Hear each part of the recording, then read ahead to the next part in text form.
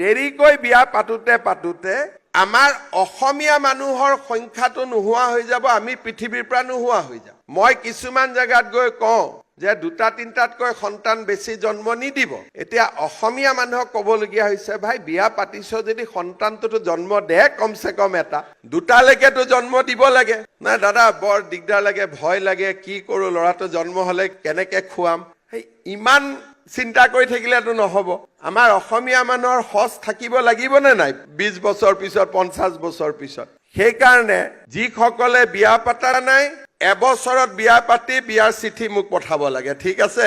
আৰু যোনে এবছৰ দুবছৰ বিয়া পাতি চৰকাৰী চাকৰি নাই বুলি সন্তান জন্ম দিয়া নাই, তেওঁলোকে ইমিডিয়েটলি সন্তান জন্ম দিব লাগে। কাৰ কাৰ বিয়া হোৱা নাই হাত দাঙি থাকক, তেতিয়াহে মই চাব পাৰিম কাৰ কাৰ বিয়া হৈছে। হাত দাঙক। যাৰ যাৰ বিয়া হোৱা নাই, আজি চাকৰিৰ পিছত তুৰন্ত উইদিন 1 year বিয়া পাতিব লাগে, ঠিক আছে? 1 বছৰতকৈ দেৰি কৰিব নালাগে।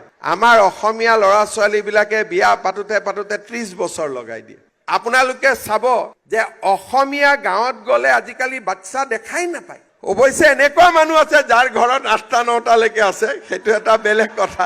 কিন্তু দেৰিকৈ বিয়া পাতোতে আমাৰ অসমীয়া মানুহৰ সংখ্যাটো নোহোৱা হৈ যাব, আমি পৃথিৱীৰ পৰা নোহোৱা হৈ যাম।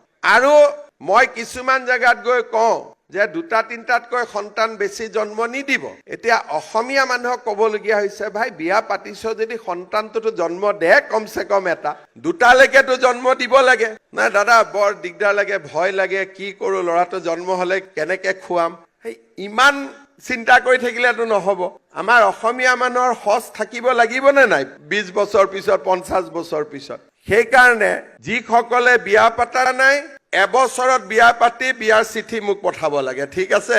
আৰু যোনে এবছৰ দুবছৰ বিয়া পাতি চৰকাৰী চাকৰি নাই বুলি সন্তান জন্ম দিয়া নাই, তেওঁলোকে ইমিডিয়েটলি সন্তান জন্ম দিব লাগে।